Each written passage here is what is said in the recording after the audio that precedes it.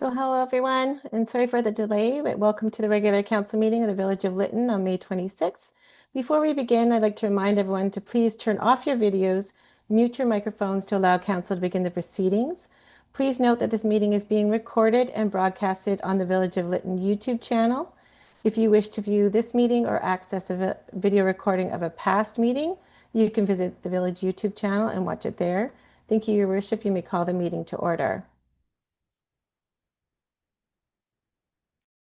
Here tonight is Deputy Mayor Lightfoot, and so I'd like to begin by acknowledging that we're conducting our meeting tonight on the traditional and unceded territories in the Lytton. Our first item is the introduction of late items. I don't believe staff has any to bring forward. No, that's correct. And now I'd like to entertain a motion to adopt the agenda as presented. So moved. Councillor McCann, Councillor Toss. Any discussion? All in favor? Motion carried. Okay, moving on to the adoption of the minutes of the regular council meeting of May the 12th. Could I have a motion put forward to adopt? I'll make the motion. Councillor Michelle. I'll second. And Councillor McCann. Any errors or omissions? If not, calling this question, all in favor? Motion carried. Moving on to the minutes of the public hearing of May 12th. Could I have someone put forward the motion to adopt? So moved. Councillor Toss. Second. There you go. Mayor O'Connor. Any errors or omissions? Hearing none, calling the question, all in favor? Okay. So we're moving on now to delegations and presentations. We begin with the 2025 audited financial statements from Mario Parati, yeah. Parati. Yep. And is he online? Yeah. Oh, there you are, Mario. Good. If you'd like to make your presentation, we're ready and eager to hear what you have to say. Okay, excellent. Thank you. Thank you for having me this evening. Before we get started, I'll just ask Miss your CAO, CFO, if she has any comments that she would like, or if I should jump right into it. I think you can jump right in, Mario. Okay. We're ready to Perfect. go. Okay, perfect. Thank you. Okay, so in your agenda package, you have the full financial statements for the Village of Lytton, and we're here to present in the public meeting the financial statements for the year ended December 31st, 2025, and the audited statements. As has been done in the past, I'll present statements on behalf of management, and if there's any questions that Mayor and Council have, please feel free to ask them. You have the full statements in your agenda, but I have prepared a PowerPoint, with management to help everybody who is present and online to be able to follow along with the presentation. So with that, we'll get started. There we go. And we'll start with our independent auditor's report. And so I'm pleased to report that we are going to be issuing an opinion consistent with where we were last year. And while this is not a clean audit opinion, as I'll talk about in the next slide, other than the two items that bear on our opinion, these statements do present fairly the results of the Village of Lytton for the year ended December 31st, 2025. And as a reminder, because we're still in the recovery and rebuild mode, for the village, we can't issue a clean audit opinion because we still don't know until the full construction is done on, as an example, the water upgrades that are happening and the sewer treatment plant. We won't know if there's other assets that need to be written off or impaired there. And the other piece is that 2 years ago, the asset retirement obligation standard came in, which required you to recognize any liabilities to decommission assets that you have. Obviously, until the rebuild is complete, that's not an exercise that is worth going through. So while this does impact our opinion, when it comes to the operating results and the spend on new capital, those are not impacted. So our opinion is clean. It's just these two items that bear on it, which will be dealt with when the time is right. So when we move to the financial results, we'll start on the statement of financial position. So this is the snapshot of all the assets and liabilities that you have at the end of the year. And we'll start with the financial assets, which came in at 21.1 million, up slightly from 20.9 million last year. And this is all the cash investments and cash that you have coming in. So a slight increase there.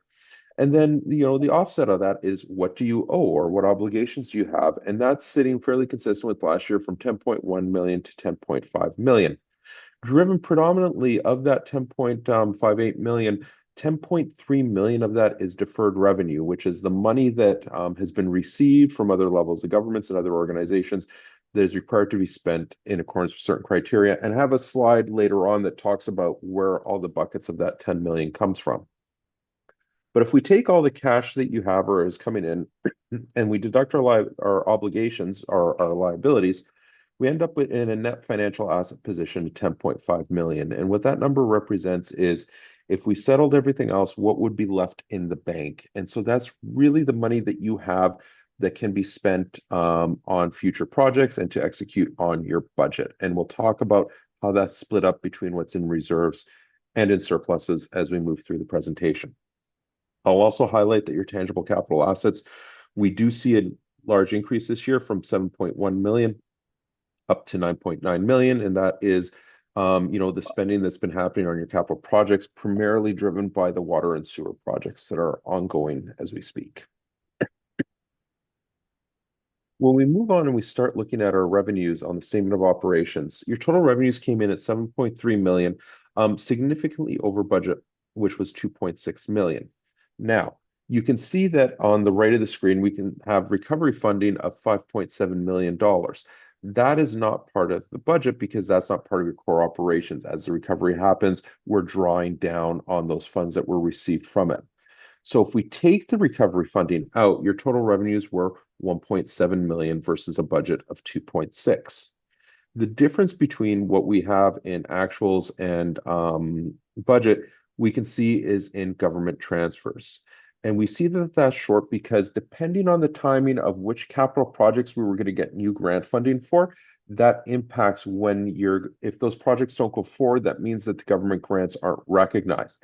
It doesn't mean that you don't have the money to spend. It means that we can't recognize the revenue. So we have a bit of a timing issue at play, and you will understand that more as we move through the next few slides. This next slide just breaks down, when we talk about 7.3 million, we can see that recovery funding, that 5.7 makes up 3/4 of what your total revenues for the year were. Now, when we look at our expenses, total expenses came in at 4.7 million versus a budget of 2.4 million. Now, again, we can see that recovery and planning segment is where we have that overage on budget.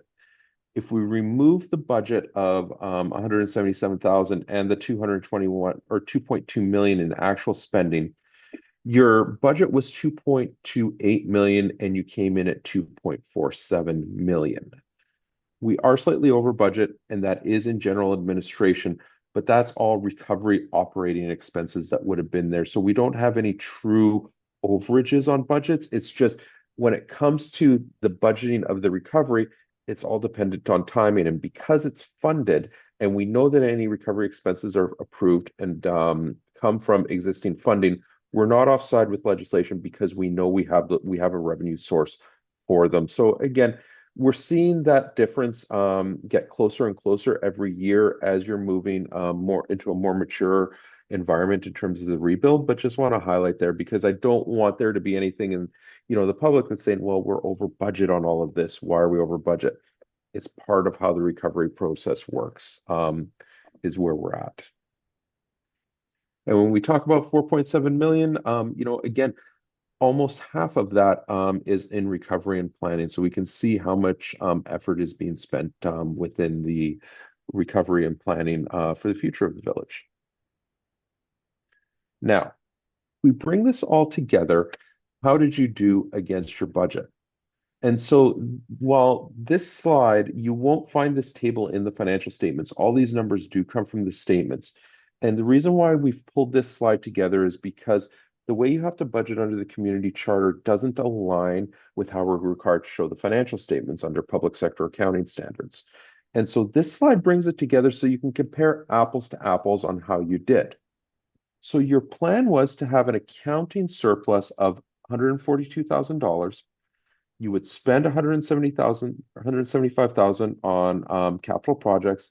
We add back your amortization of your capital assets because that's not a cash expense and it's not budgeted for. And we come to a surplus before transfers of $161,000. And the plan was to transfer that money into your reserves. Now, what actually happened is that we ended up with an annual surplus of $2.6 million. And from that, we spent 3.2 million on capital projects. And predominantly, again, that's in your water and sewer projects. Very important to get those done. And so again, those were funded by new grants that came in, and we were using those funds. So all of that you had the funding for, and we knew that it was going to go there. We add back the amortization, add back the write-off of some of your capital assets that were found that were no longer serviceable, and we ended up with a deficit of $193,000. That deficit was funded from by transferring out of reserves, and we transferred $249,000 out of reserves, and we end up with a slight surplus after that. So again, we can see that there wasn't, you're very close to budget, other than it's the timing of the capital spend when we're doing all of this recovery work. And so, when we look at your financial position, it was, and if we go back a couple slides, the plan was to be breaking even. And we can see that net financial asset position decreased by $200,000. And yet you spent over $3 million in your infrastructure. So we're seeing that your financial position is coming in line with what we'd expected, and we got a lot done capital-wise this year. Now, when we come back and we're going to start talking about the notes, and really, I want to highlight a couple of items because it is this first slide here, which we've brought in this year. We haven't had it in the presentation in prior years, and this is your deferred revenue. And so what this slide shows is, what you had at the start of the year in terms of cash received from various organizations, whether it's Ministry of Municipal Affairs, Emergency Management, the federal government, what you received and what you spent this year of funding to get to what we have at the end. And so we can see that at the start of the year, we had $9.9 million in funding received that was earmarked for certain projects. We received another $1.5 million. The biggest chunk of that is, capital funding from the federal government for the sewer treatment plant at $1.4 million. And we can see that we spent $1 million of that money through capital spend and other operating projects. And we end up with $10.3 million this year. So we actually have more money now to spend than we did at the end of last year, to the tune of $400,000. But we know that this is all specifically earmarked, especially when we're looking at the water and sewer projects that are ongoing and continue to go. A lot of this has already been spent on those. So we can see that that's where we have the one bucket of money to spend. We still have $10.3 million. Now, the other place where we have money to spend is in your surpluses and reserves. Now, if we go back to that first slide on your financial position, I said that you had just over $10 million as money that was sitting in your surplus and reserves there. But our total accumulated surplus is sitting at $20.5 million. And the reason why there's a disconnect between those two numbers is this equity and tangible capital assets, which is the second line from the bottom of this slide. What that number represents is what you've spent historically on all of your infrastructure, less depreciation. If you had any debt, less any debt on it. And that is what we track as the equity that you have in your infrastructure, in your buildings, in your community. That's not money that is available to be spent, because as a municipality, you can't borrow against it. You can't take out a mortgage on the hall that you're sitting in right now, or on your new water system. So we take that out. When we take that 9.9 million out, we come back to that $10.5 million that I talked about earlier. And that's broken into two buckets. We have $3.1 million in our unrestricted surplus, and that is the money that management has to execute on the budget that council has approved. The other piece that we have is $7.4 million, down by $250,000 from last year, as we talked about, in your reserve funds. That's money that management needs council to release through the budgeting process in order for it to be spent. And this next slide shows what is sitting in the reserves. And we have $7.4 million sitting here. The two biggest pieces that we have is the Community Works Fund, formerly known as the gas tax, spending only on certain types of capital projects that you have there. And then the insurance proceeds reserve, that's the money that was received over the past several years relating to the wildfire.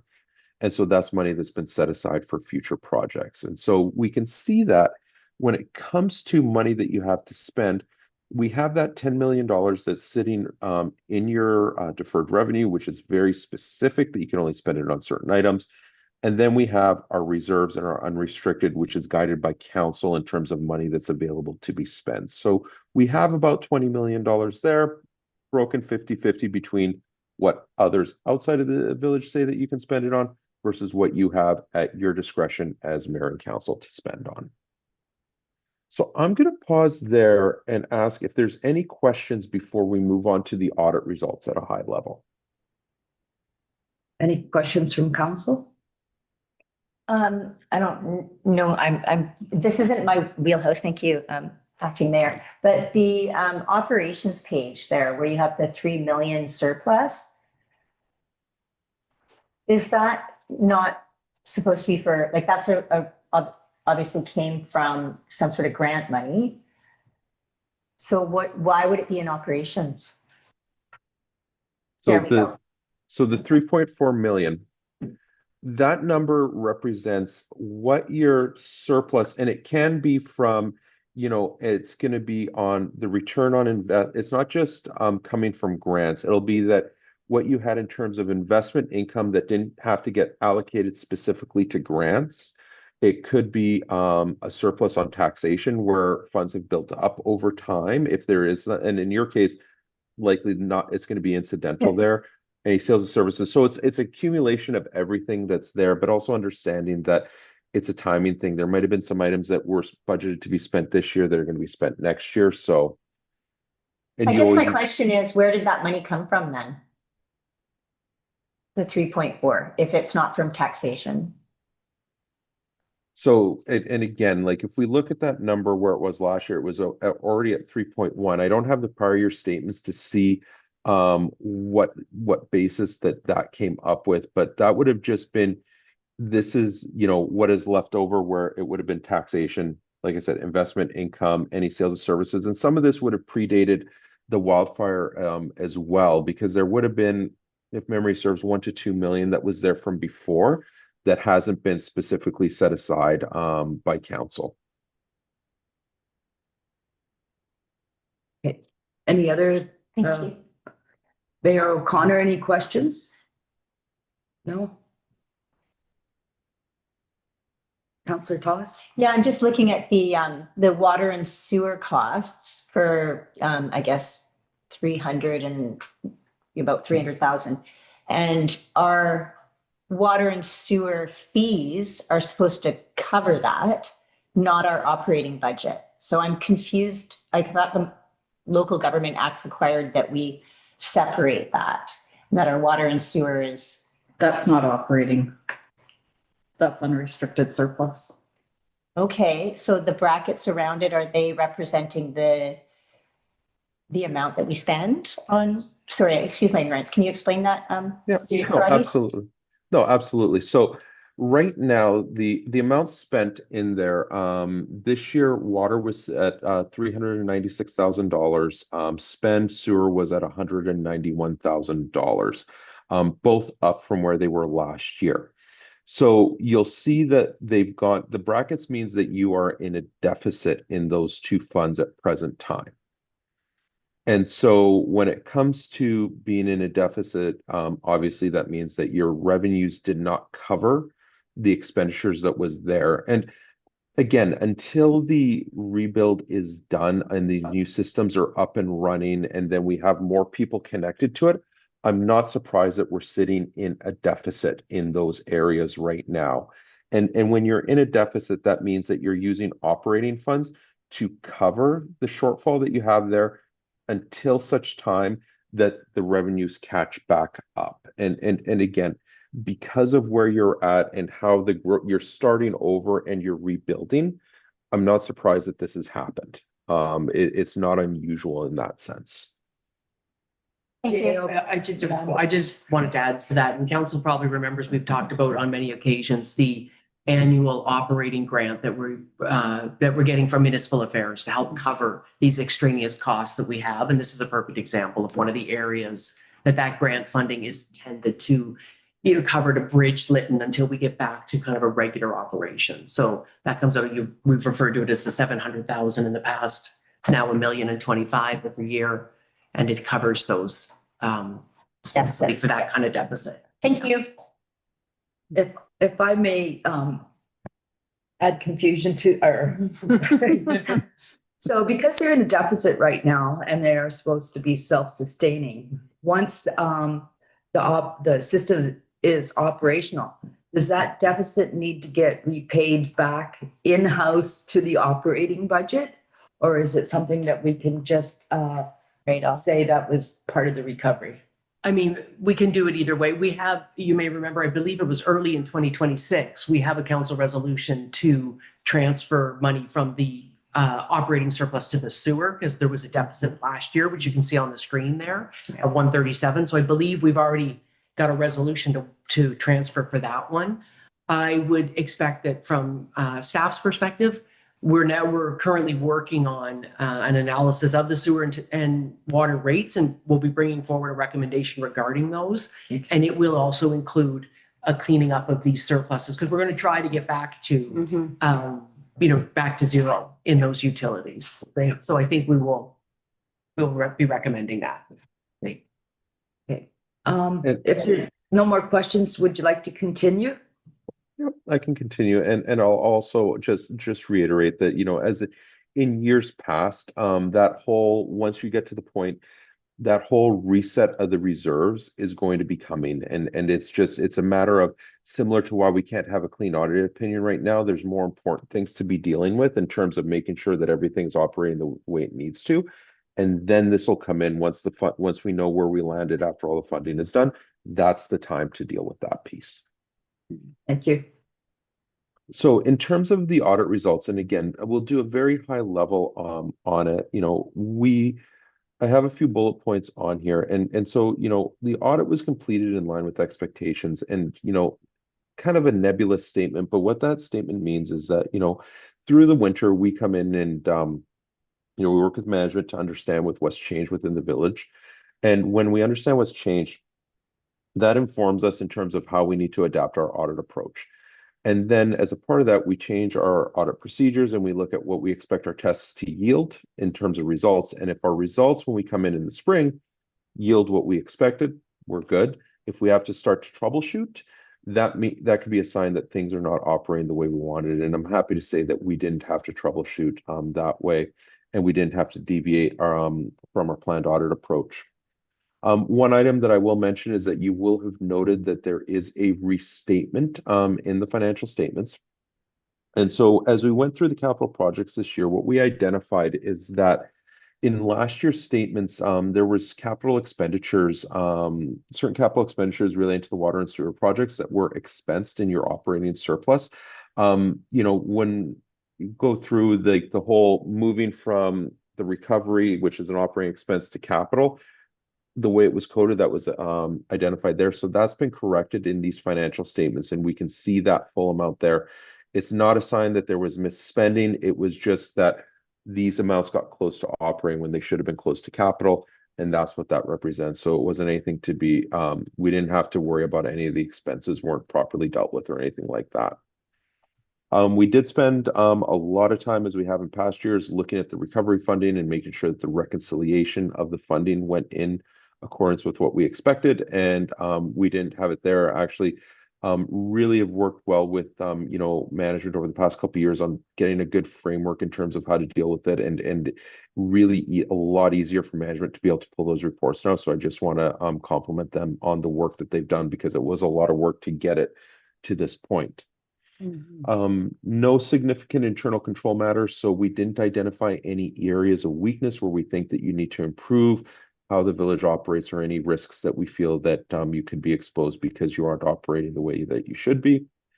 And then for transparency, because we know that there is a high scrutiny on public funding and how it's being spent, we do targeted procedures towards management and council who can influence management in terms of looking at transactions with the village, and we didn't have any items identified that we had concerns with. So overall, very happy to stand behind the audit opinion that we've brought forward this evening, and a big thank you to management for getting us all the information that we needed so that we could form our opinion and give you this report this evening. And with that, I will stop the share and just ask if there's any questions that you have in terms of the audit itself for the public to hear. Councillor Toss? Thank you. And then I think Mayor O'Connor's after me. Yeah, I was wondering about like the 4.3 in insurance reserves. We've already earmarked that for the building of the village office. When does that start becoming part of your, your health of the village sustainability sort of opinion? I'm concerned about our new builds, and I don't see any sort of reference to what we've committed to in that. So I'm just confused about the sustainability opinion on there. The role of the audit is to highlight what has been spent and what has been done. So that money, when it starts to be spent and that funding is accessed to fund the build of the office, then we'll be reporting on as the money is spent that the expenditures were in line with what the intention was. Thank you. Okay. And Mayor O'Connor, did you have a question? I don't have a question. I just have a comment. We really appreciate the work you've done, Mario, and the findings. It sounds like our staff have done incredible work, or very good work, to bring us through this last year of spending. We have quite the money that we need to spend, and it sounds like everything was managed very, very well. So thank you for that, Mario, and I'd like to thank staff for that. Okay. Any other questions from council? Councillor McCann? I concur with you, Mayor O'Connor.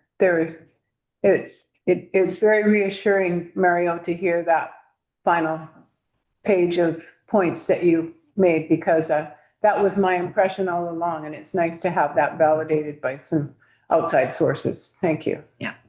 And thank you, Diane. Anyone else? Councillor Toss? Yeah, well, I think I just want to make the point that while our financials are good for the 2026 and the auditor has performed his duties, that doesn't mean that we're in a good position in 3 years with our new builds. So yeah, I have concerns about the operations costs going forward, and just Point of order. Councillor Toss, yeah, thank you. Thank you. We have a motion before us. The council approved the audited financial statements. Would someone like to make that motion? So moved. Councillor Toss? I'll second. Councillor McCann? Any more discussion? Calling the question, all in favor? Okay, thank you for your presentation, and we'll see you soon, I'm sure. Yes, you will. Thank you. Okay, next on our agenda, 6.2. Strategic recommendations for expanding the village of Lytton's demographics. We have a couple of students from the University of the Fraser Valley that have a presentation to make. Jackson Phillips, and I would hope he will introduce his co-worker as I stumble over pronunciation quite a bit. Hello, hi, I'm Jackson. Thank you for having me. I'm also here with Allison and Liam, and Augustino are here with me tonight. Thank you. Let me share my presentation.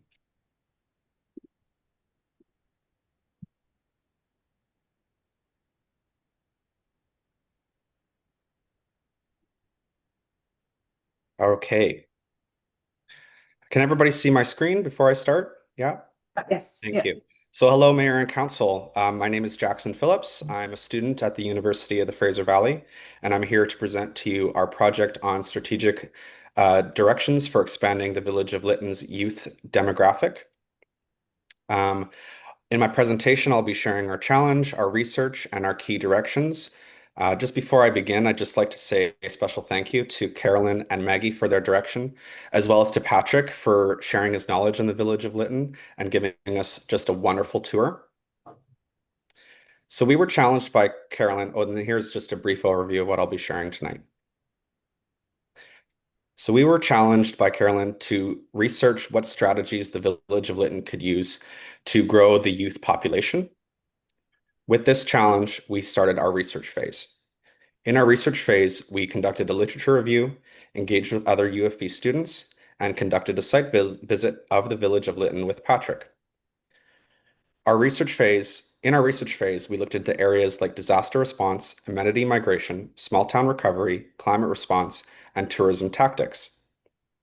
Our research phase also helped us determine which demographics from which regions we could target, that being youth and young couples with children from the Nicola Valley or Fraser Valley regions. For our youth demographic, affordability is key. Youth need affordable communities where they could potentially own property or start small businesses. Youth also need connectivity and a strong sense of community. For young couples with children, services, affordability, and stable incomes are critical. Introducing youth services will support this demographic, while building higher density housing can support a growing population. Youth couples with children also value safety and climate resilience. Showing that Lytton is a climate resilient community is essential for building this demographic. This led us to develop our strategic directions. So we have developed 18 strategic directions in 5 key areas. The key areas are placemaking, economic development, climate action, mobility, and services and housing. Over the next couple slides, I will just be sharing just a select few of the 18 strategic directions. So our first section is placemaking. For placemaking, we support the creation of creative spaces. Areas like pocket parks or community gardens are a great way to entice young creative people. These spaces can also be used to market the community in collaboration with organizations like BC Tourism or local, more regional tourism organizations. Our second section is economic development. Having spaces where corporations can operate not just locally and regionally, but potentially globally is essential for remote workers and businesses. Developing shared or co-working spaces can support potential amenity migrants and help build a strong sense of community. Our third area is climate resilience. If we build shared business spaces, marketing them with a climate resilient messaging on a digital platform will help target youth and amenity migrants.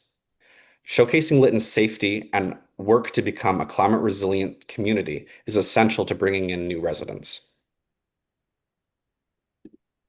Our fourth section is mobility. This area is very important to youth and young families, as accessing neighboring communities is an essential factor for health and well-being.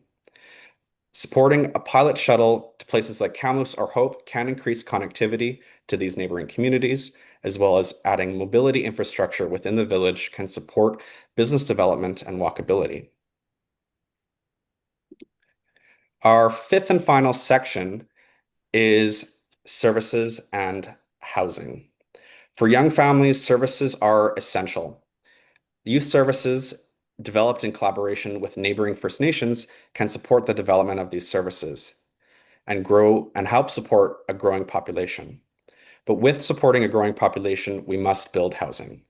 Higher density housing that facilitates rental options for youth can be an effective tactic to bring in new youth residents and support a growing youth population.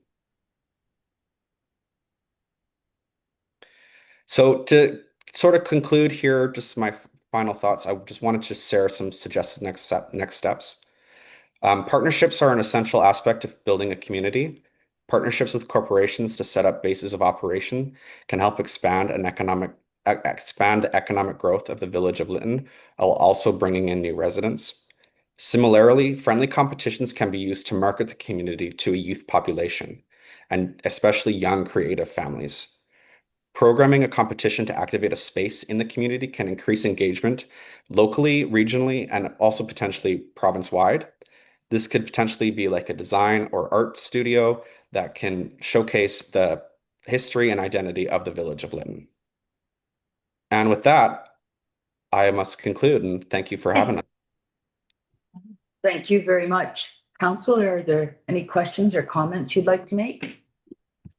I love the, Councillor Toss? yeah, thank you, Mayor Lightfoot. I really like the idea of the friendly competitions. I think that's like, you know, I think about the car rally, the mayor could have picked the best car, or, you know, art murals are a fantastic idea. And as well, like I think about the planters around town, maybe the best planter could get, you know, some sort of recognition. Just those kind of ideas. Yeah, they excite me. So thank you.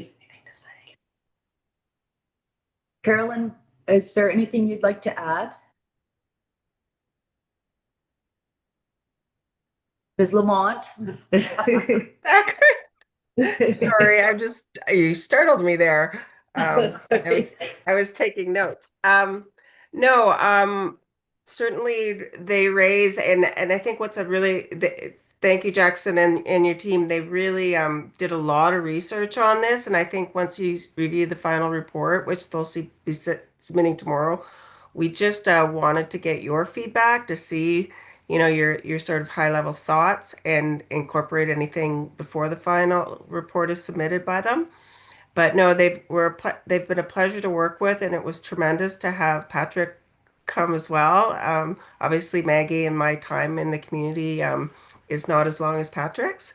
So yeah, it was a really great experience, and as you know, this was something that was part of the original work program, and the university through Sherry Ends, their professor really helped this happen. So yeah, just thanks to the team, and I look forward to the final report and how it will also direct not only some of the young adult engagement that we hope to do in the next month and a half with the local sort of 18 to 30 to 35-year-olds, as well as the OCP itself. So thank you for giving me that opportunity to talk to it. Councillor McCann? All right, thank you.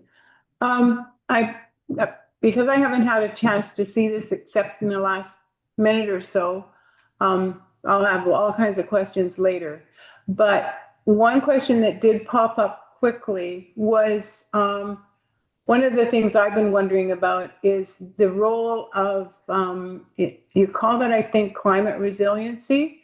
And I'm wondering about things like solar farms and just kind of looking at a different twist on the kind of industry that is possible here and that would entice younger people to come and work here. So when you said that little, I'm not even sure what you called it, if you called it climate resiliency, you called it something like that. What exactly did you mean by that? Can you find it?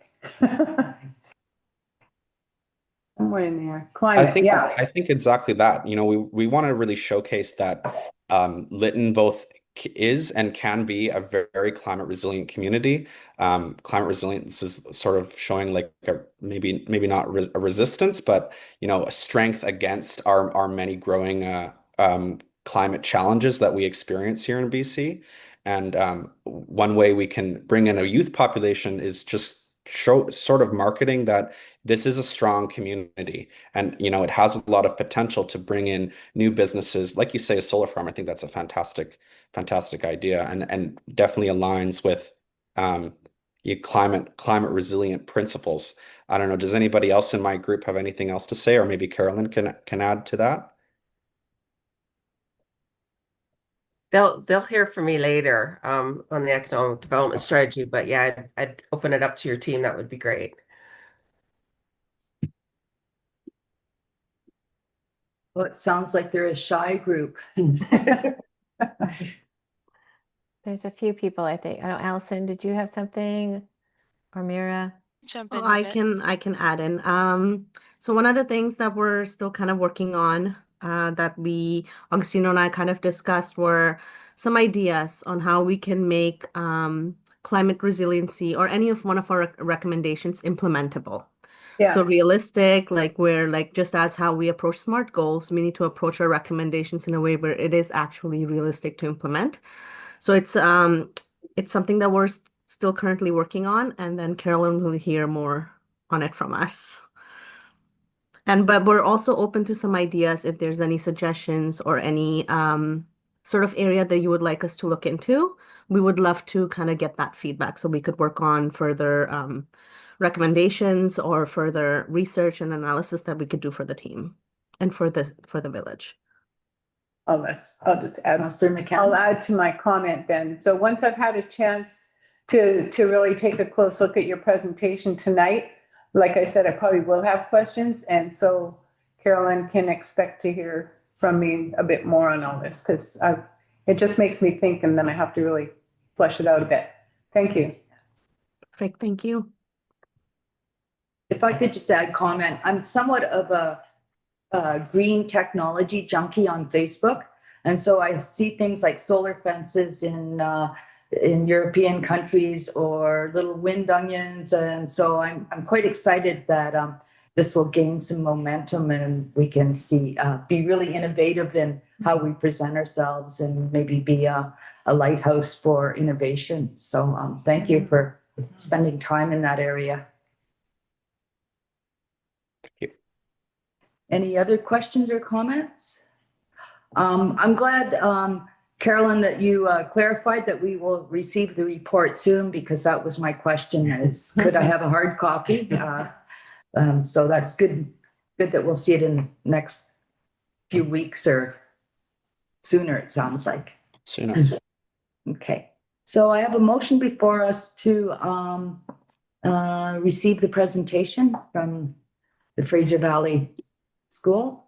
So move Toss. Councillor Toss. Seconded Councillor Michelle. All in favor? Okay. Thank you for your presentation. Thank you for having us. Okay, so now we move on to item 7, which is public comment, and I'll let our corporate officer, Thorenshenko, call for comments. Thank you, Your Worship. So we now invite members of the public to provide comments on items related to the agenda tonight. If you would like to speak, please use the raise hand function featured on Zoom. You can find that by clicking on React at the bottom of your screen and then select raise hand. When it's your turn, I'll read your name and ask you to unmute yourself. You'll have 2 minutes to speak. Speakers are asked to please state and spell your name, provide your address, and indicate the agenda item number you are speaking to. So if anyone would like to speak, please use the raise hand function now.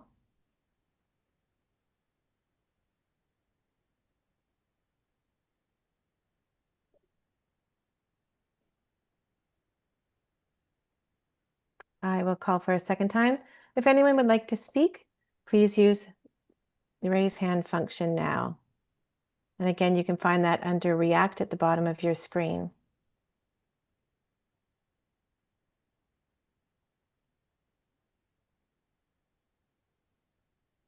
And Your Worship, I'm seeing nobody online. Is there anyone there at Parish Hall that wishes to speak?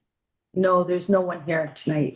All right, so that concludes the public comment portion of the meeting, and back to you, Your Worship. Okay, moving on, we're at staff reports and presentations, and first up is our Chief Administrative Officer with our capital projects update report. Thank you very much, Your Worship. And this is our monthly report on the capital projects. And so I have dropped the Public Works building off of this list because it's complete. So we don't need to keep talking about it. And but we still have 5 remaining. So on the community hub, we have been working on the Class C and Class B estimate actually. The estimates have come in over our budget. And so we're currently working with the architects to compile a list of possible changes that could be made to the schematic design that council has already seen that will help save some money and bring it back under, within the budget. So we intend to have something to council probably within the next couple of weeks. We'll probably do it in the form of a workshop where people can just, get into some of the detail and ask some questions about some of the potential changes to the project itself. once all that's finalized, then we will, that's kind of the final step in the design piece. And then from there, we will, continue with some PAC meeting and some community consultation on some of the actual like look and feel parts of the design that will come later. And then the architects will sort of proceed with that phase of the document generation. On the fire hall, we had our RFP for an architect out in the marketplace. It closed on May the 15th with 12 submissions. So we're in the process of going through those and plan to bring a recommendation to council probably at the next meeting, if not the one after that. We've also hired a traffic engineer who's looking at the possibility of access egress from Highway 1 as opposed to the Loring Way access. We had initially spoken to the Ministry of Transportation, and the first step was for us to hire a traffic engineer to analyze whether or not it's even a possible, whether it's even possible. So we're in the process of doing that. With the village office, everybody knows, I think the construction started on Monday. They have been on site removing some of the fill and beginning the excavation for the utility trenches, and that's that type of work. That's kind of where they start with that. We did have one initial meeting with the chamber to discuss the visitor services on the main floor, and we'll be continuing to follow up on that. That's more related to probably like a later phase in the construction where we start to do the fit up of the space. All the building permit requirements are complete. I don't know if we actually have the building permit in our hand, but we've been through all the requirements and got everything signed off. So that's good news. And there will be a setback variance coming to council because you may remember we've approved a design that kind of goes basically right to the lot line. So that will be, that's a piece that will be coming, I think, at the next meeting. With the water upgrades, continuing on the pre-design of the water main that's going to come down along from down the hill along to Main Street.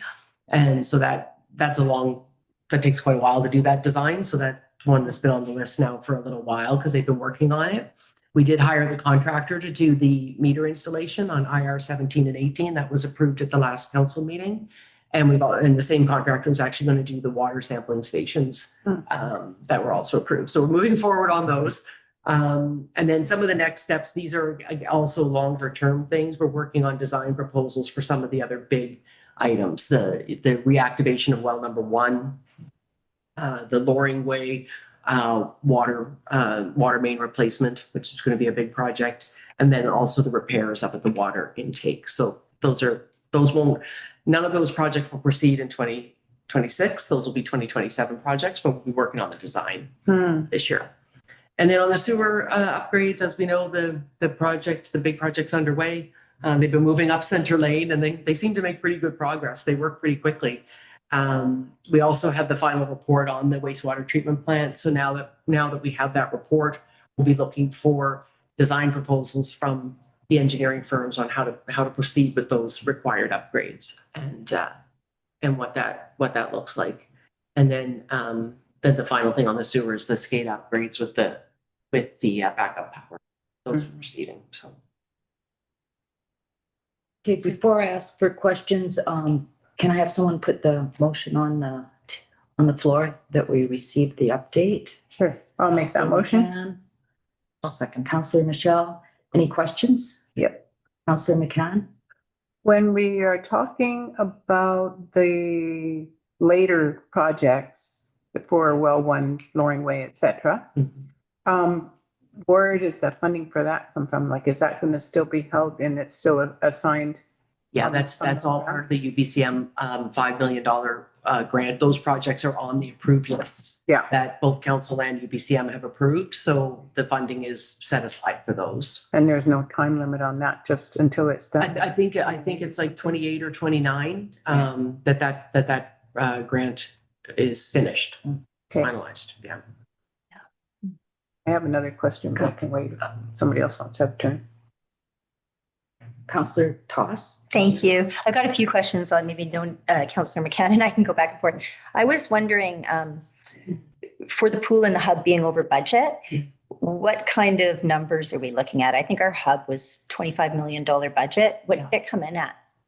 Well, it's the hub, including the pool. The whole project was 25 million. Okay. And so right now we have an estimate on the building itself of 20 Okay. and on the pool of 7. Okay.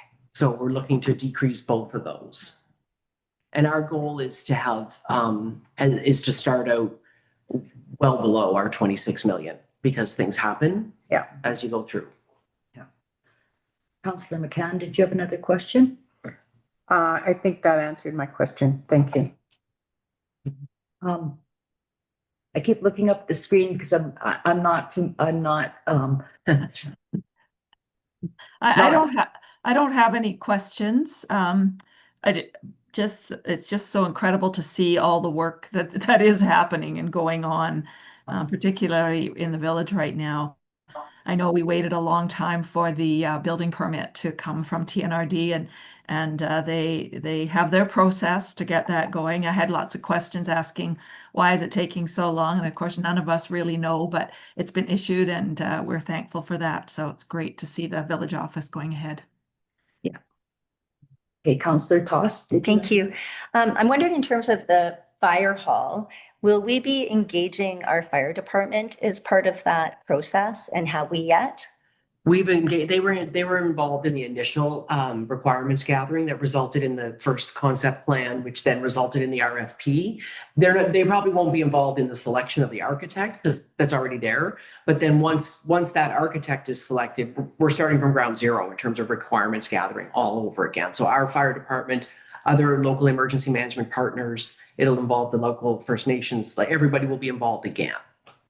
Once we get to that. That's great news. Yeah. Is there any word back from BC Ambulance? Nothing confirmed, but there's positive response. Okay. So my last and final question, if no one else has a question, when can we expect an operations plan for these buildings?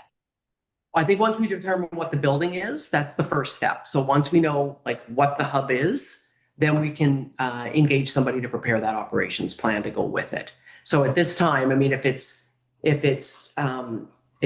4 rooms or 6 rooms or 15,000 square feet or 12,000 square feet, all those things matter. Sure. And so there's no point in getting someone down a road and then changing all the parameters and they got to update everything. And meanwhile, we're just paying them over and over again to keep doing that. So I think, we're very close on the community hub once we have the opportunity to have this workshop and make some of these kind of final decisions on the scope of the building. Sure. Is that typical to prepare an operational budget after the building's designed?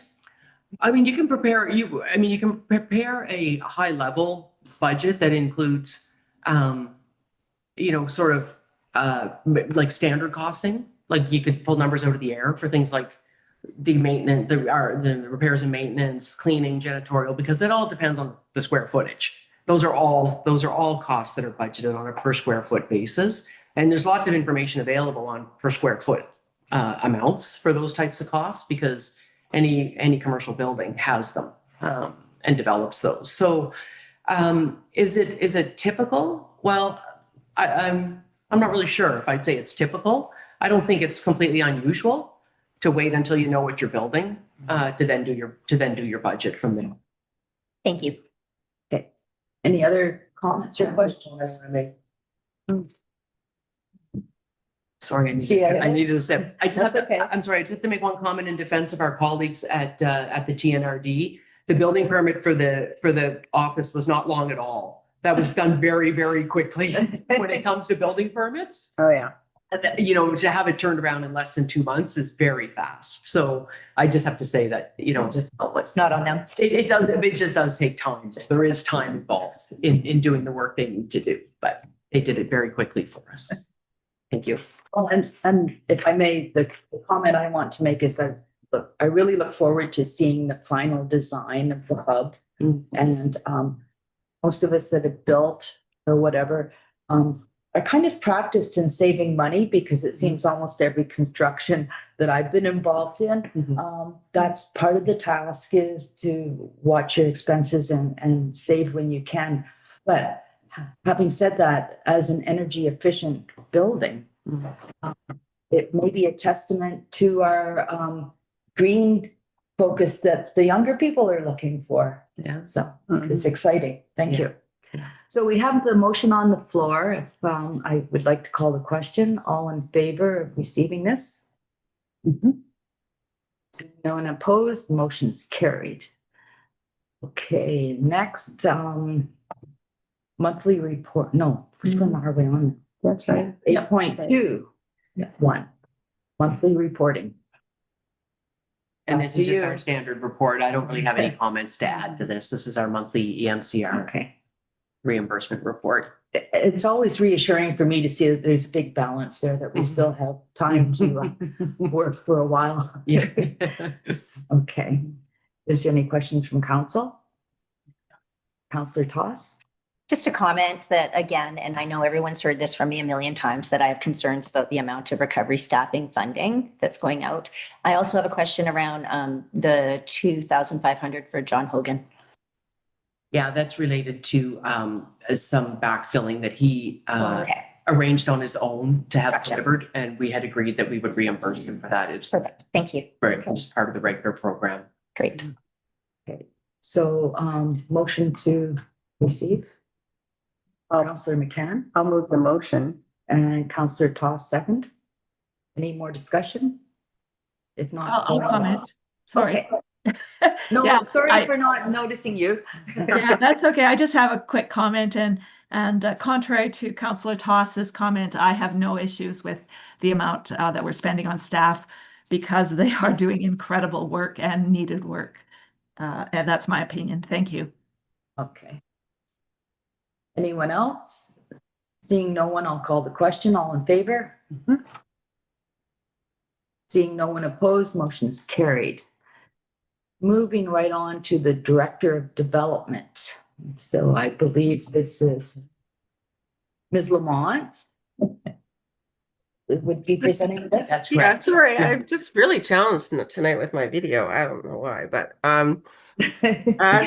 thank you. So what I'm presenting tonight is the first report of three is the Northern Development Initiative Trust funding applications. And if you will recall, the CAO Mumbercat touched on this at the last meeting. So at the end of April, I prepared and submitted two applications to the Northern Development Initiative Trust, NDIT. And the first was for the Pocket Park washroom. This will be our third attempt to try and get funding for this washroom. Right now, it is a temporary closed in the winter, which is not great. And it's not accessible. So the funding is to allow it to get a permanent washroom that's similar in design as the shade structure. And we're looking for matching funds coming from the Growing Communities Reserve of 33,250. The second one is downtown enhancement, and that is a design development plan for Fraser, 4th, and Main Street. We've been working on with engineering or public works, planning, and other municipal staff through the CAO, is how do we coordinate sidewalks, parking, lighting, street trees, drainage, parking, and actually the road. So we did apply for the capital program from NDIT earlier this year in January, and they basically came back and said you need a plan. So this is actually to do the plan with the hope that the next round, or once that plan is done, we then can go for the capital funding, which is significantly more. So in this case, we're asking for a match of 25,000, and it's coming from Municipal Affairs Wildfire is it a recovery fund? Yes. So that's before you, and I'm happy to answer any questions you might have. Let's get the motion on the table first. So I'll make the motion. Councillor Michelle. And I'll seconded second. by Councillor McCann. Okay, any questions? Okay, Councillor Toss. Thank you. Yeah, I just wanted to make the comment. I appreciate this work being done. I'm unable to support it because of the water fountain. I've been so adamant on having water available on the street. And this looks like somebody's made a decision that vandalism and service concerns dictate that it has to be inside in one of our buildings, which kind of defeats the purpose of having water available in 50-degree heat on a Sunday. And then the other thing that concerns me is the parks plan. Well, I see its value for accessing grant money, and I get that. I just wonder why our director of operations, who's quite well versed in landscaping and has a lot of experience, couldn't develop that in-house. I can answer the first one. We didn't actually say that it would go inside. We said that it should be part of more of a secure building, such as the village office. And this was in consultation with our public works staff. I don't quite, typically people that do streetscape plans have a long experience with understanding the interface amongst services, amongst design considerations, about pedestrian flow, about landscaping. I don't think I've ever seen someone not be someone like this. And I would question if the NDIT would accept it. And if I may clarify, what you're asking for is approval for a submission to have this position established. Who fills that position is not part of the motion, right? Who prepares the Correct. plan? Who prepares? Yeah. But to clarify, we did get a quote. But yes, it could be anybody. You need to submit a quote as part of your grant application. Okay. Councillor McCann? Okay, now I'm really confused, but I'll see if I can work my way through this. So what we're talking about here, you've got the NDIT Pocket Park accessible washroom and Main Street revitalization plan. So that's one thing. Is NDIT will pay for the plan? So just to clarify, there's 2 grants and 2 programs. The Yeah. washroom, and just so you know, that's what we did last time. And they said, no, you can't make Pocket Park part of your downtown enhancement. It needs to be, downtown enhancement needs to be Main Street focused. So, so what we did is we went back to community spaces, that grant program under the NDIT, where we got our funding for the landscaping and the mister, and are applying for Pocket Park under that program. The downtown enhancement, which they call the Main Street revitalization, there's 2 programs. Main Street revitalization, which is basically the planning, and then there's another program called Capital. So we previously applied under Capital because we felt that, wow, we're just replacing. But actually, once we got into it with all our staff, and we realized that there's so many layers to this, and I could probably spend an hour talking about all the layers that this plan needs to have. And actually, Daryl would probably be even better. But as you know, there's services, there's drainage, there's landscaping. You know, we got the street tree grant, and you know, as Tanya would say, well, how are we irrigating them? You know, so there's so many layers, and if you just do it incrementally, you know, 1, will be inefficient, and 2, you're guaranteed to make mistakes that cost you even more. So I know I'm a planner and I believe in planning, but it is a good way to go.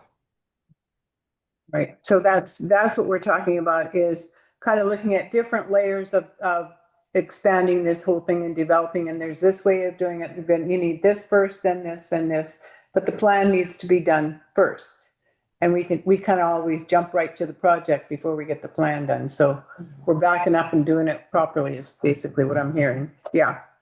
Okay. If I may clarify, tell me where I'm wrong, please. So one motion is to put money in place to do the washroom facility. The other one is to develop a plan, the downtown enhancement plan. It is to do the other one is the matching funds as well. They're both the same. One is to do a plan and one is to do the washroom. And once we have the plan done, maybe next year or whatever, then we would be eligible to access capital for the things within the plan. Correct. Perfect, okay, yeah. Can I make a? Counselor, yeah, sorry, CAO. I just wanted to address Councillor Toss's question about the about the water. In the Okay. washroom, because we have talked about this a lot and Yeah. it was not forgotten or not addressed. And so I think and again, speaking with our operations manager, who does have 20 years of experience in parks, it was actually her recommendation that we not go with a outside standalone feature at Pocket Park, because she did feel there was significant risk of it being vandalized. So her recommendation was to, in the accessible washroom, provide a tap water that, and to make it so that it appears like something you'd want to drink. And then have like a water fill station in the village office, which will be open through the visitor center, for quite a few hours a week. So it was kind of like a compromise to try to make sure that we didn't end up spending a lot of ongoing money on operations. And fix that. That's the recommendation. May I paraphrase what you said then? So then the bathrooms that are going into, all things remaining equal, going into Pocket Park, the permanent washrooms in the accessible stall, there will be an opportunity, some sort of an attractive watering dispenser There's that's just not where you're watching your, one room that's an accessible water. other than the sink. Yeah, Okay, it will include, we're going to try to incorporate something that makes you want to fill your water bottle. that's great. Right, as opposed to, like a grubby old public washroom. Yeah. So. And if I might say, Public Works also was concerned that it would require a separate water line because the washroom would be open in the winter, but the water fill station would not. So that was the other reason. Why is that? Well, if you're plumbing and you have an encased indoor plumbing, then that's going to look after itself in the wintertime. So it's all 4 seasons. If you have a water station outside of that on its own, then you're going to have to look after that separately as well. It's going to have to be turned off in the winter and managed. And so it's a whole different water line. So it costs more.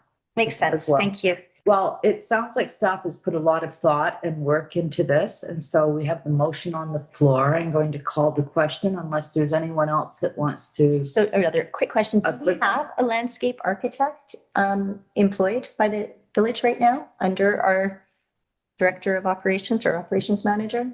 No, we used a landscape architect to do our Pocket Park planting plan. Wow. For the NDIT application last year, right? So that was a landscape architect that did that work. Okay, so that's finished. Yeah. Okay. It's on its way. Yeah. Yeah. It's not, I mean, it's like the program. They're not ongoing. Okay. Yeah. Look at me and my flexible thinking. Hearing no more comments or questions, I'm going to call the question. All in favor? Well, good luck. I hope this is a successful application, and we'll all be happy if it works. Sure. Thanks, Carolyn. Yeah, thank you. And do we have you back here again? Yes. I do. Okay. Two more Sorry, Your times. Worship. May I interject? Sorry, Your Worship, may I interject? Was Councillor, you didn't call for anyone opposed? Was Councillor Toss opposed? No, I raised my hand for. Oh, you did? Okay, I just didn't see the opposed part, so Yeah. that's why I was wondering. Okay, thank you. Sorry. Flexible thinking, CEO Storoshenko. Thank you. Okay, 3.2. The official community plan update progress report. And as you know, this is the third progress report. And I'm focusing on phases 3 and 4. And just for those that are attending, as well as council and staff, thank you for everyone's participation in the community conversations. I think they were very well attended and some great comments. I also would say that Maggie Cross is joining us tonight, and she did do the summary of the themes from the conversation. So if you have questions, it might be good to co-direct those questions.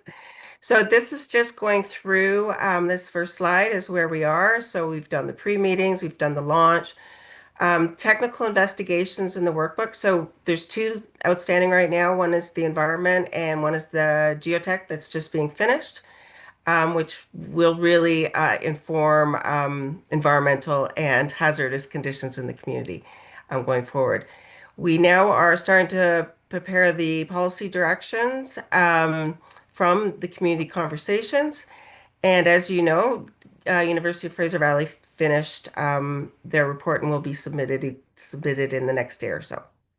And then we also hope to do youth and young adult outreach, as I previously mentioned. And then Maggie and I have started drafting the updated vision, objectives, and policies, and they will continue through July. I will say that there has been adjustment. We pushed it back, and the primary reason, I can get into this later, was to ensure that the community conversations were fulsome and also to allow the youth and young adult outreach.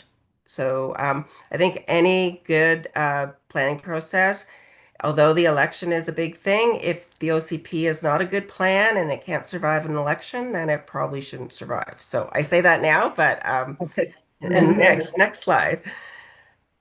So as you know, the community conversations were a series of meetings for residents, local interests, surrounding communities, and property owners.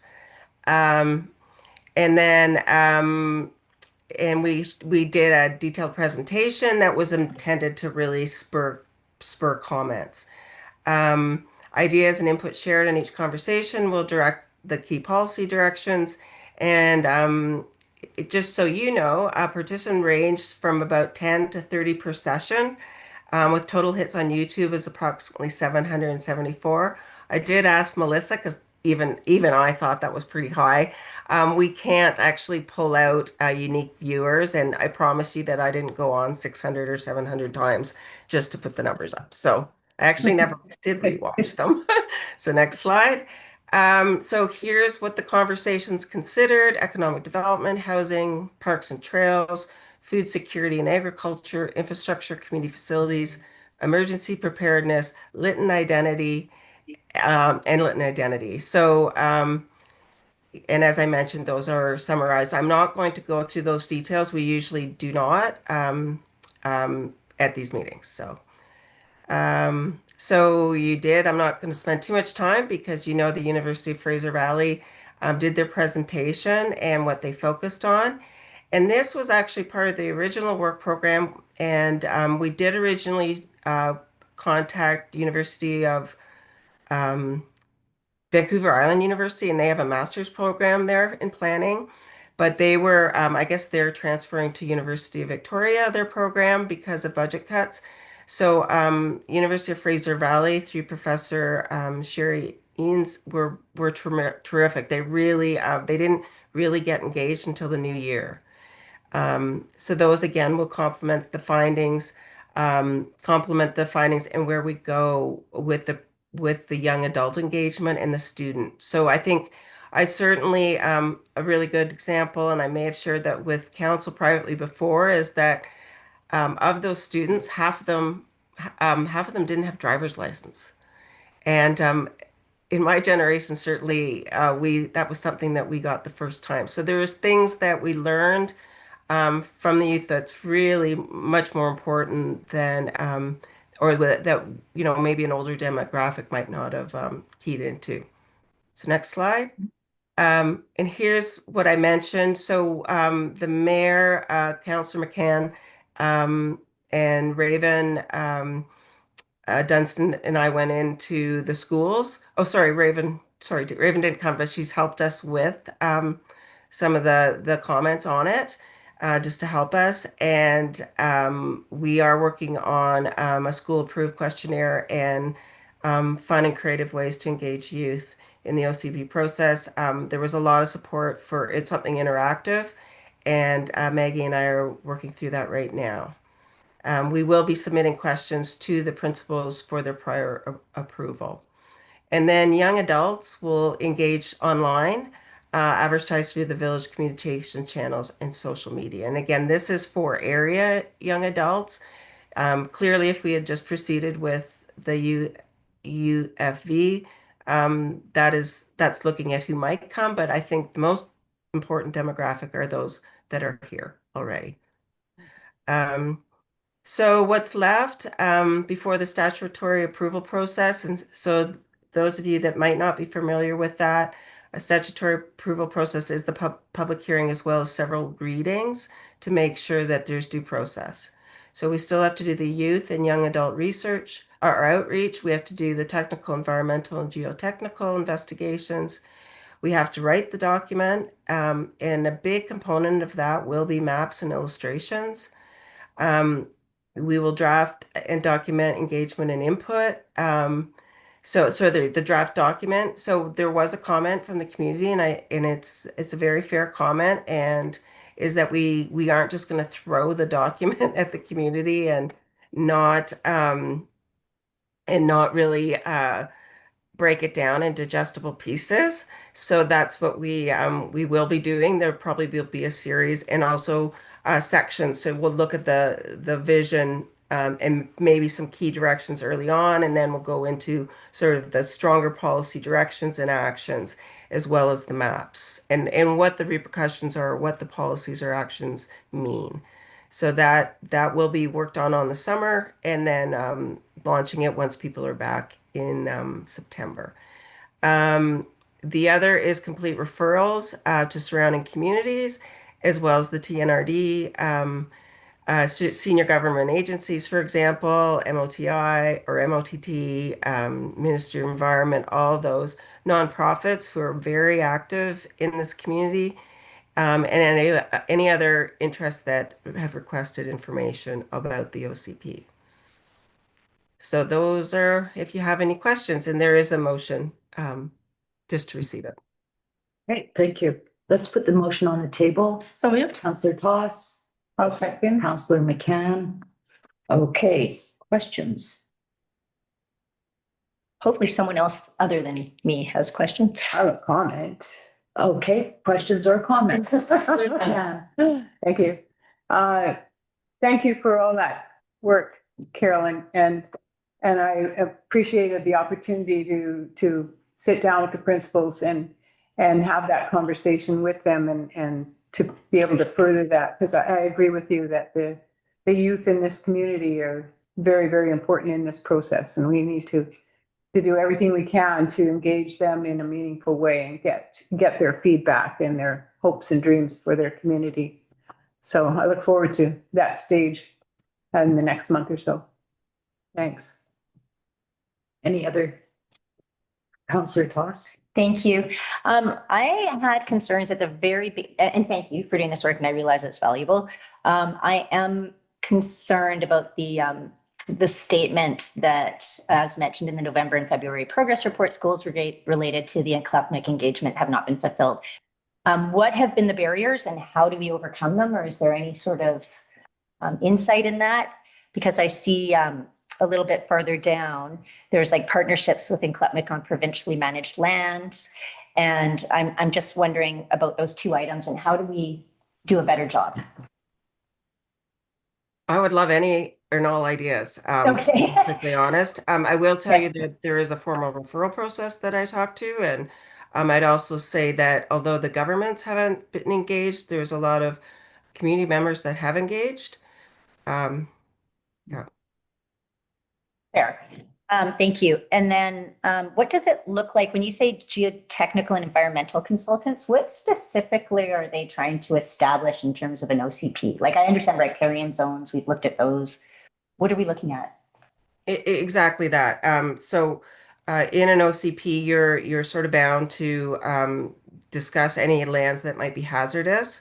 So steep slopes, flooding risk, etc. And environmental, we're really just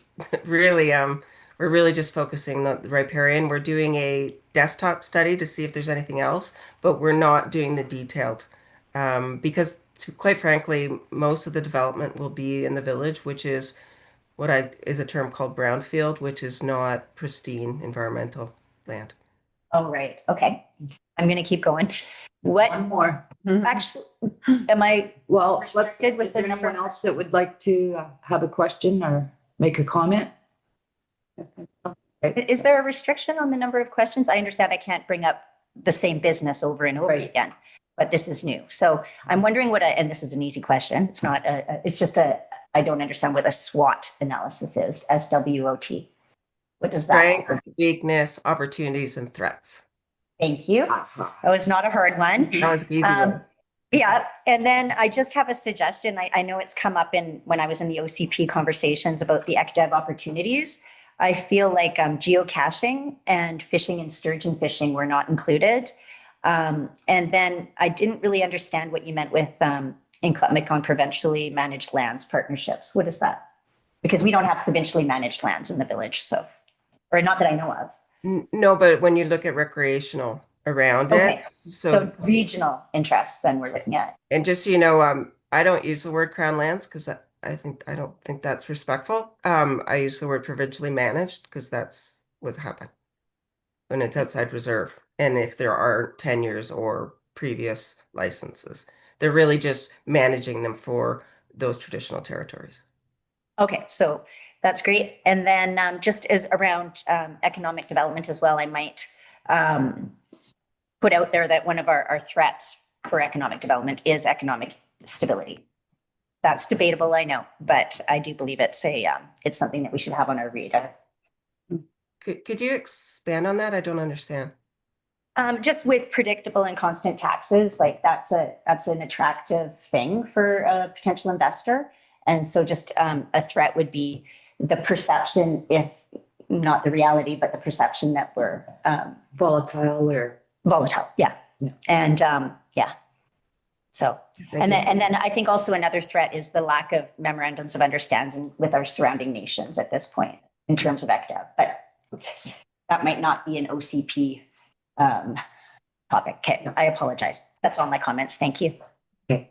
I would just like to make comment that there's been a lot of work that's gone into this. We've extended the invitation to all the surrounding, community members that we can think of, and some have taken advantage of that opportunity and some have decided not to. Is there still opportunity for people to give input? And how would they do that? What would be the best way? I think, and it's probably on my list is to update the OCP webpage, but certainly the contact, and I believe on it already says if you have any questions.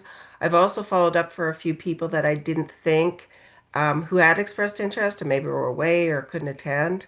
So always looking for it. And again, sometimes I know for me, I'm not really good in abstracts in my own community, but once you start writing it, then I can really say, whoa, no, that's not what I want. So I believe that once the draft document comes out, it will be, we'll get more response, and both hopefully through governance, because it's written, and then secondly, also from the community that are interested, as well as, referral agencies. So we have another 6 months to tune this up and get it to perfection, correct? Yes. Yeah, it's not final until you adopt. Okay, and Mayor O'Connor, I see your hand is up. Thank you. I finally found the buttons. Yeah, I just have a comment. I just wanted to thank Carolyn and her team for this work. I appreciate these updates that we've been getting, just where you're at with it. But just your expertise and the work you've put into it is absolutely appreciated. And I really look forward to having this done and seeing the results of it. So thank you. Thank you. Councillor Toss? Yeah, just under housing, I just flipped the page and realized I had a comment there as well. I just feel like one of the challenges with housing as well, and I know you can speak to this, Carolyn, if maybe I'm off, but I feel one of our challenges within the village is the costs of archaeology.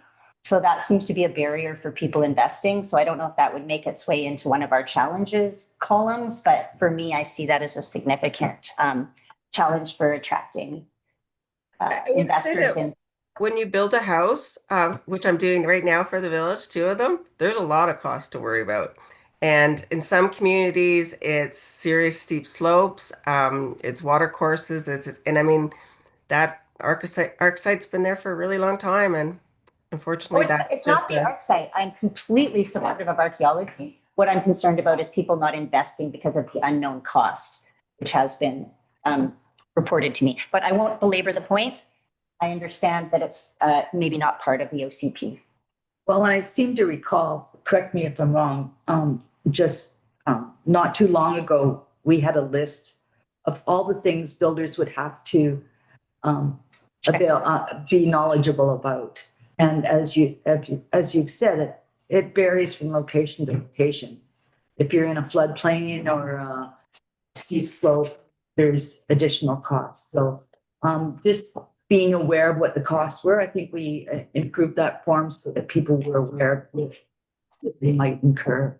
Oh, the site alteration review. Site alteration review. Right. Yeah. Right. That was the Thank point you. of that, was Paying to, attention. to try to make people aware of Yeah. what they needed to consider. Anyway, we have the motion on the table. I'll thank you once again for your good work, Carolyn, and Thank you. calling the question, all in favor? Seeing no one opposed, motion carried. And you're back I know. for 7.3. The floor is yours. Thank you. So this is the economic development strategy, and we're bringing forward a request for proposals before the OCP has been adopted, and I'm just going to say that that's not normally the strategy, or an approach, but I do think in this case, there's valid reasons. So next slide. So what I'm going to do is why the village should pursue a community-driven and action-oriented economic development strategy before the adoption of the OCP, and then provide an overview of the request of a proposal document for council's consideration. So that's what this report is about. So here I go. So there's a bit of background to this, and I did get some comments, obviously, from Councillor Thoss as well as the community about the June 25th, 2025 Economic Development Status Report. And it was done at a council workshop because it was really just saying, rather than doing an economic strategy at that time, we need to do the OCP. And so this document is a huge resource to me, and hopefully for all of you, is it provides a background on historic local economies, community demographics, current OCP directions, and economic development studies, both prior to June 2021 as well as post-fire. So status of the rebuild and recovery indicators, the strategic plan, economic recovery action plans, and next steps, for example, the OCP. So next slide, please. So pre-fire, and I did meet with the chamber with Bernie, and he was really helpful, and he gave me the Lytton Tourism Diversification Project, the Tourism Master Plan, and those were done before, and those were really economic development. I wasn't able to find anything specific to non-tourism economic development, just so you know, pre-fire. Post-fire, you're all familiar with the Destination Development Plan, which is tourism-driven. There was the infrastructure study, which had key themes or survey where they went out and asked people what they're looking for economic development and a whole bunch of other things. And I believe that drove a lot of the direction for the community facilities such as the hub, the upgrading, the infrastructure, etc. And then there was also the short-term recovery plan, which was really about, I think it was done just 4 months after the fire, so very interim. So next slide.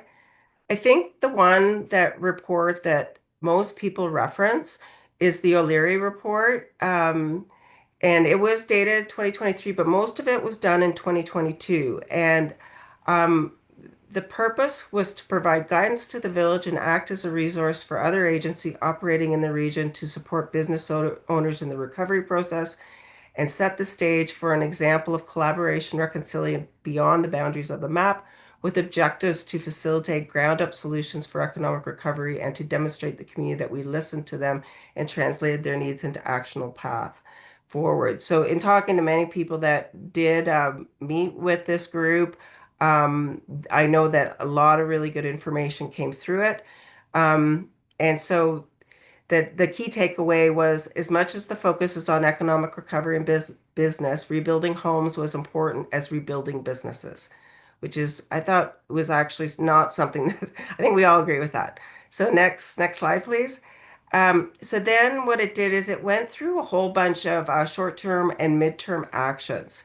So I'm not going to go through all of these, but these were what they were. I've taken them from the plan. Um, there's obviously things that we've worked on or tried and went forward with. Some things are outside our jurisdiction, or we're unable to work together. For example, that maybe there is a need for MOUs, and that's why it hasn't happened. So that's short term. The next slide, please, is the midterm. A lot of things have happened through some of the grant programs, and there's a lot of detail in that as well. Provide support for home-based business, move ahead with the overall recovery plan.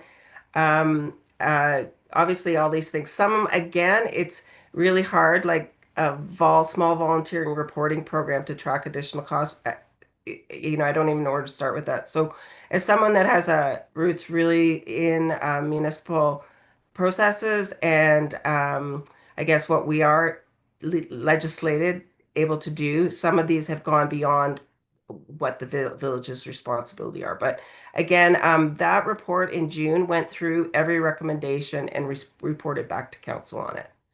So next slide, please. So then in February 2026, we prepared an economic development status report. And this is interesting because it says once the village has established a vision, policy direction, actions, and the updated OCP, the Director of Development seek funding to complete an economic development strategy. This has been outlined in detail in both the community meetings and council reports. The OCP work plan and proposed economic development strategy has ambitious timelines for completion in 2026, yet the village continues to entertain proposals for new economic opportunities that will benefit the community. So that's saying that even though we're going ahead with an economic development strategy, or when we do, we're not going to like put a moratorium on great ideas. Definitely the CAO and the mayor and we're all fielding calls with interested business and economic development opportunities, and I'm sure the chamber is as well. Now, I will say that this, as I mentioned in the last presentation, the OCP has fallen back off schedule. And it was always our intent to, in April or May, believing that we would have the vision, policy directions, and actions done. As I mentioned, too, is that this is funded, the economic development strategy is funded through the provincial program that the CAO talked about last week, as well as I'm the managing person of this process, and my contract does end at the end, or my employee contract ends at the end of this year. So the thought was not to lose the resource or the funding and to pursue concurrent.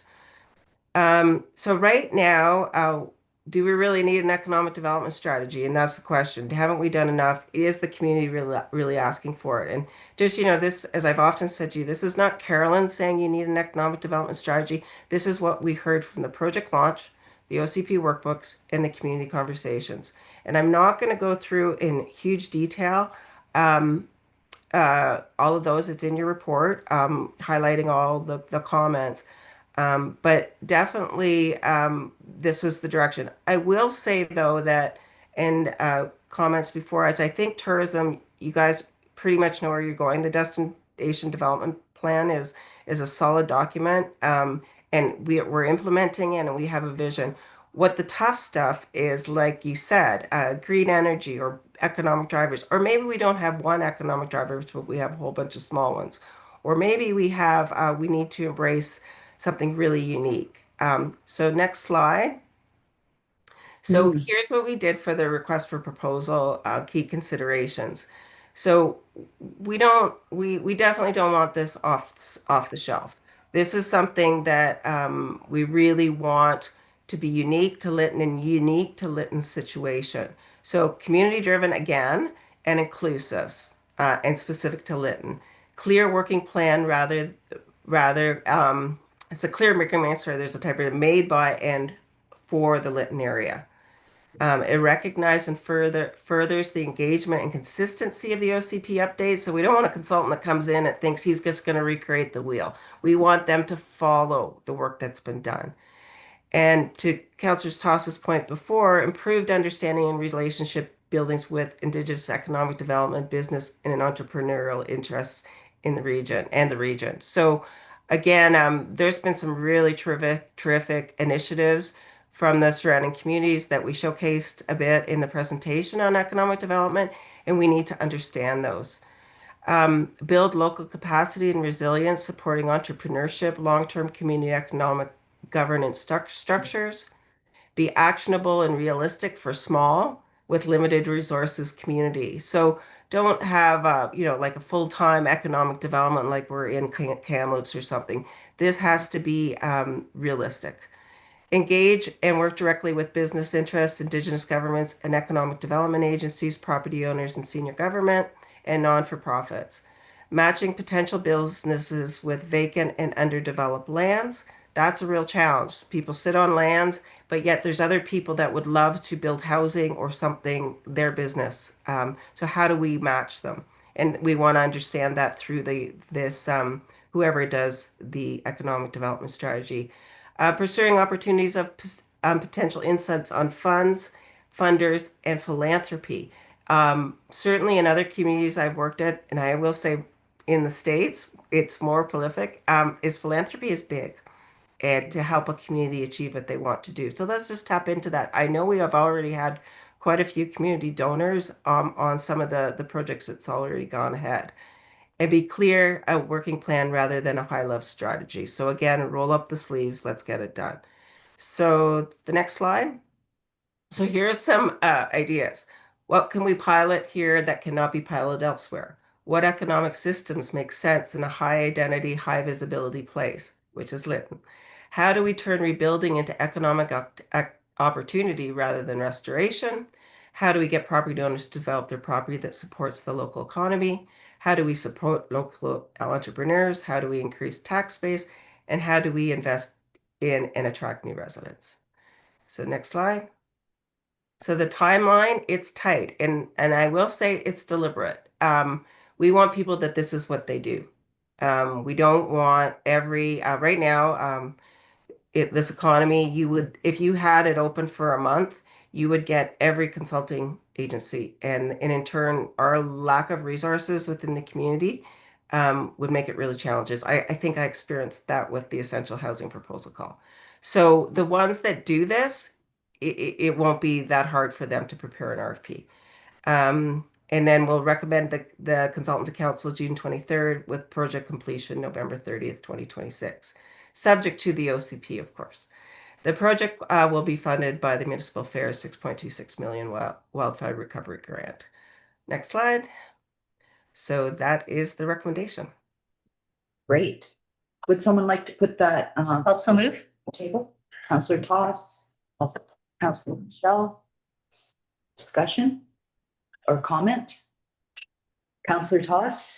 I am very much against another consultant, another strategy. I have a question to either Carolyn or our CAO about the, and I don't see the actual amount in there, but I'm assuming it's the 80,000 that we approved in the proposed projects last meeting. That was just the amount that's budgeted. Yeah. So that would be like the maximum uptake kind of thing. So I'm not sure if that money, it's coming from the 6.26 provincial money. What are what else could we use that for? Like, could we actually just directly go and fix the raft takeout for that? Or do we have to? We've asked about the raft takeout specifically. Okay. Before, and because it's kind of a capital item, that grant is not available for any capital purchases. Okay. So that's just kind of like one of the overarching rules around that one. Okay. It's specifically excluded in the contribution agreement. So what can it be used for? The It can be used 6.26? for, I think I put the, I have to look it up. I put the definition in the package last week when I proposed the projects to come from it. The $2.3 million motion from last meeting? No, it was about 300,000. Oh, part of that though, yeah. Okay. Those projects. So I can go back and look at that. Okay, that's fine. And then I hear, Carolyn, you said lack of resources in the community. Have we approached the Nklapmuk Nation to collaborate with this? And I ask this because we share a main street and our economic development strategy is so completely intertwined with the larger community, LFN, particularly with our shared services, doubling potentially of amenities or initiatives or part, there's things that we don't want to duplicate, and certainly we have shared interests. So what does that look like? It looks like what the terms that we identified in this report, that a key component is to work with all those other communities if they will work with us on this. And I think some of the economic development initiatives the other communities have pursued are really interesting. And if we could work together, I think that would be amazing. So again, continue the desires and the directions of the OCP through economic development. So it's just making it more specific. So there's no direct, we haven't involved any outside community thus far. Well, I guess it would be If it passes. Yeah, so this funding is to the village. Okay. If I may interject, so some of these governance structures outside of the municipal properties or municipality do own property within the municipality. So anyone that's property owner within the municipality will definitely be part of this project. It would probably expand further. So for instance, I'm just putting this out, it may work, it may not. So Stein Valley Park or whatever, say there was a desire for a local entrepreneur to become a travel guide or whatever. They would perhaps identify those individuals, maybe outside of the agency itself. I don't know. I see that one of the main things we're trying to do is get growth and businesses in this community. And I think someone with a short timeline like that might become able to come up with some really innovative approaches that appeal to not only the municipality, but the wider community. I think it's money well spent, and I think it's the time to do it now because we're all quite wary of vacant properties sitting. We had some before the fire, and we have more now. But I'm sorry if I cut you off, if you'd like to make further comments. But no, it's fine. I think the intent is, as I did in my presentation, is to make it very inclusive. As you know, Jason Robertson worked with us on the community conversations, and he's someone that is a very entrepreneurial individual, and I've learned a lot from him and his ideas and what they've done at LFN, as well as him personally with his wild foods. So there you don't want to leave that. There's so many interesting, creative people that maybe just need us to do some research to help them, succeed, or help them not just doing research, but understand resources and really dig down with groups like Community Futures or whatever, and to open up those opportunities. So, yeah. so Mayor O'Connor. Mayor O'Connor, sorry. Thank you. Yeah, I'm in full support of this. I appreciate some of the bullets in that will go out, regarding working in, our small community, keeping things manageable. I think that's so important, and I think many of the things that you mentioned just now, Carolyn and Councillor Toss, are things that will be ongoing. I don't think that's necessarily tied to putting out an RFP for this project. So I'm in full support of it, and as acting mayor Lightfoot said, we need all the help we can get. So I think it's money well spent. Thank you, or well worth spending. Thank you. Councillor Toss. Thank you, Acting Mayor Lightfoot. I'm just wondering about that question. I don't know if I heard the answer about the chamber being involved at all with their expertise on economic development. Have they been brought into any of these initiatives? Well, first of all, there is no initiative yet, but they certainly have participated in the community conversations and all the outreach we did with the OCP. As I said early on, I meet with Bernie, and I know CAO Membercat does quite often, which is the president of the chamber. And we, if you recall, we did do the February economic development report, really just to share some of the initiatives we're doing and they're doing. They also, it, all the whole grocery store, if you go back to some of the early, like the recovery plan, that was really, really important, and they've worked towards getting that moving forward, so that's valuable. I did obviously send this report to the chamber, and I've also talked to chamber organizations, the BC chambers organizations, just for me to better understand their abilities and what they can contribute. And I think it's all over the proposal call that chamber, as well as groups like Two Rivers and New Pathways to Gold, they're all really vital, not to mention the surrounding communities' economic development initiatives. So I think, yes, we definitely asked, and I did send Bernie an email on So to Monday. be clear, the chamber supports this? I don't know if they're a referral agency that would. Okay, so, but you said you spoke to the chamber, so, okay, thank you. Councillor McCann. Thank you. I'll just summarize what I think I heard, and that is that what we're being asked to do is to send out this proposal for a strategy that's going to kind of continue from this work that's already been done in economic development, and to kind of move it that one step forward, but at the same time being parallel with the OCP, so that we're not conflicting in our objectives here, that they kind of run parallel. Correct. And if you think about a RFP process, even though it's we won't get the submission still till June, and then it just takes a while to get even such a strategy rolling. Yeah. So I believe that we'll be in good shape on the OCP to at least give them some initial, and to work on a work program with them that will really run concurrent and actually hopefully follow through on an action of the OCP. So Great. Thank you, Carolyn. Well, I think we have discussed this in depth. If there is no other comments, I'll call the question. All in favor? Opposed? Councillor Toss is in opposition, but the motion is carried. Mhm. Okay. Thank you, Carolyn. thank you, everybody. Bylaws for readings. Zoning amendment bylaw, 500 Fraser Street. And this is coming up for third reading. Is there any staff that wants to make comment? No? Okay. I'll make the motion. Make the motion, Councillor Toss. Second. Oh, I beat you. Okay. Councillor Toss and Mayor O'Connor. Okay, any discussion? If not, I'll call the question. All in favor? Aye. All, that's unanimous, and it's carried. Adoption, bylaws for adoption, official community plan amendment, 7th Street bylaw. This is coming up for final adoption.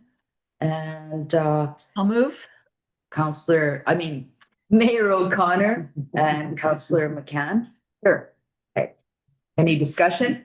If not, I'll call the vote. All in favor? Aye. Unanimous, that's carried. Correspondence, we're moving on to item 10, correspondence, incoming correspondence for information. Is there any comment or action anyone wants to take on this? If not, I would entertain a motion to receive for information. Councillor Michelle, seconded by Councillor McCann. Okay, moving on to verbal reports. So Mayor, We're all calling the question. All in favor? Thank you. I'm charging along to verbal reports, item number 11. And first up is Mayor O'Connor, who we must all extend our heartfelt happy birthday. Oh. So I know you've been keeping busy, and if you'd like to give us an update, we're ready to listen in. Yes, I'm not out of town because I'm celebrating my birthday. I'm actually heading to No, TNR you're meeting early in the morning. So, okay. So our last council meeting was on May the 12th. On the 14th, I attended TNRD meeting at that time.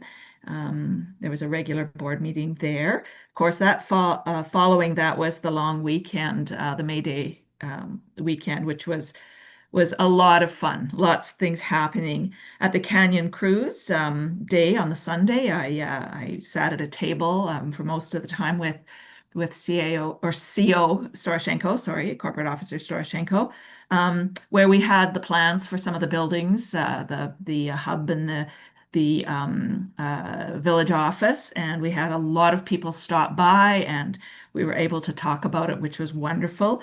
And on the suggestion of the organizers, we actually accepted donations to the village, and actually that was quite a conversation piece with the little donation jar there.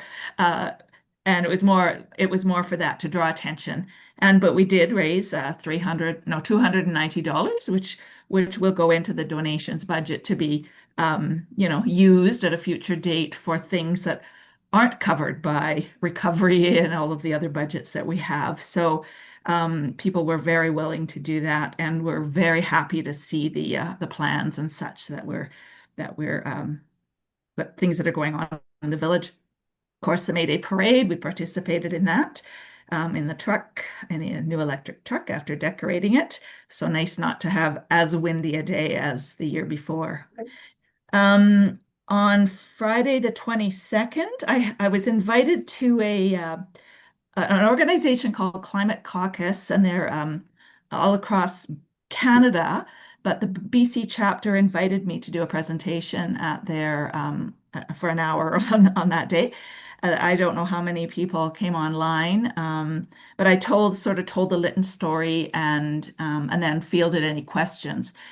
A lot of the questions were around what happened, but also what's happening moving forward, particularly around climate, fire resiliency, that sort of thing. And I remember one of the questions was around policy. Is the community developing policy around climate adaptation, climate resilience, and that sort of thing? So I was able to share with them about how we put in the building bylaw to make things affordable for people rather than the one that had been proposed before.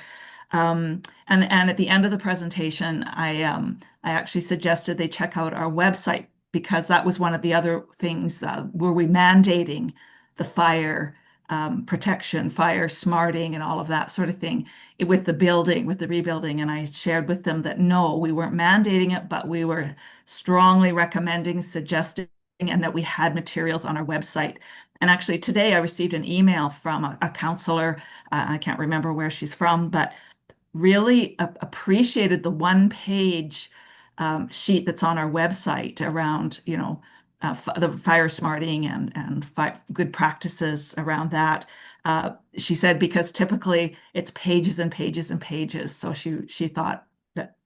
So kudos to our communications person for putting that up on our website. Let's see what else. Monday, I participated in a health planning table with not just for the rebuild of the medical center, because it's around, the conversation is around services, health services, and a number of things. But, I don't have a lot to report, but I feel like we're on the right track, and that things are moving forward. Governments, ministries, everything takes so long, but I'm confident we will see a medical center built in our community back on the IHA property. This morning, I visited the mayor of Clinton and his CAO, and toured some of their facilities and had some learnings around another small community without industry, how they're managing. So that was really interesting. And then here I am today, ready for TNRD tomorrow morning. So that is my report. Thank you, Mayor. Thank you, Mayor O'Connor. And Councillor Toss. Thank you. I don't have a lot to report other than how much I enjoyed the Canyon Cruise, and sincere thanks to the organizers of that. I think it just such an incredible event to have people from all over the Lower Mainland come up here. And like Mayor O'Connor, I heard a lot of good things about our village, and there was a lot of excitement from the people there. So I'd like to see that continue. And I really, yeah, like I say, really thank the organizers of that. And that is my report. Okay. Councillor McCann? Thank you. Whew. Took a minute, 13 minutes. So I was involved in a number of activities, not as much as the previous meeting, but on May 13th, I met with the school principals and Carolyn Lamont regarding the OCP, and the mayor joined us as well. On the 15th, I joined staff and other council members in thanking Angela Hollis for her years of service to the village. On the 16th and 18th, to the 18th, so the May weekend, I attended various events during the long weekend, ending with joining the village team in the parade. On the 20th of May, I went to the Cumsheen Fire Smart Collaborative and worked with them to assess the recent community event. On the 21st, I attended an Economic Service Providers Planning Session. And on the 25th was the only coffee that we had, so I went to that. That was yesterday. And I'd just like to say that I enjoyed taking part in both the organizing and the execution of the events scheduled over the long weekend. I would like to acknowledge the May Weekend Planning Committee of Donnie Sam, Jeannie Spinks, Arlene Edwards, and myself, but not as much as them, for all their hard work in making things happen, and to acknowledge our friends from Fraserlands Church that added their support to the events as well. So thank you. Okay. Councillor Michelle? Report. And I don't have a lot to report. I was able to make it to the May Day parade, and it was windy, but not as windy as the year before. Yeah. And made it out to wish Angela a happy retirement. Mm-hmm. I think she's looking forward to quieter days, slower pace. And of course, the May Day Committee has to be commended for another excellent weekend of fun and activities for our whole community. So with that, that's the end of our verbal reports. And it brings us to other business, a notice of motion. And Councillor Toss, would you like to speak to this? Yeah, so actually this wasn't a notice motion, just an agenda item for discussion. I am going to request that we table this, I think that's the right phrase, to the June 9th meeting to give me more of an opportunity to understand exactly how I can approach this as per my Okay. my email giving you the heads up. Thanks. Okay. Table till June the 9th, and I believe there's no discussion and no seconder required for that. So that will. I wasn't sure. Thank you. Agenda for June 9th. Thank you, everyone. Closed meeting. There was one item released from the May 12th. The resolution that the council approved the deputy CAO job description as amended, and I believe it's been posted at this point. Yeah. And closed session, now we need to move into closed session pursuant to 91(1) discussions with municipal officers and employees, 92(b) the consideration of information received in confidence. And so I'd like a motion to move into in camera. Councillor Michelle, did you? Okay. You're so quiet. I didn't hear you. Okay. I'll second. And Councillor McCann. So Lisa, if you'd like to close out this meeting, I'd like to thank everyone for attending and have a good weekend. Good week ahead. It's supposed to get hot again tomorrow. Mm-hmm. Is it good? Yeah.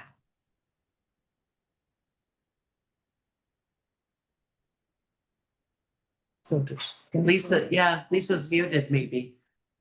Am I still muted? Yes. Okay.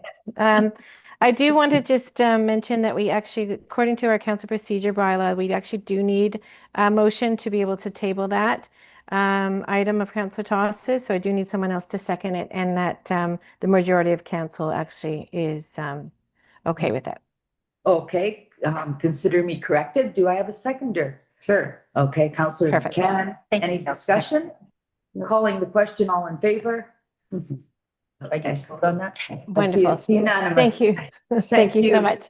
All right, and so that, thank you, Your Worship. So that concludes the public portion of the regular council meeting for May 26th. We ask that members of the public and staff exit the meeting as council proceeds to closed. Thank you for joining us, and council, I invite you to take a short recess while I prepare the meeting for closed. Thank you. Thank you. Maybe she didn't, maybe it's postponed. Oh, wow. It's done. Really now. So, do we want to take? Is it a, is it a 6 month?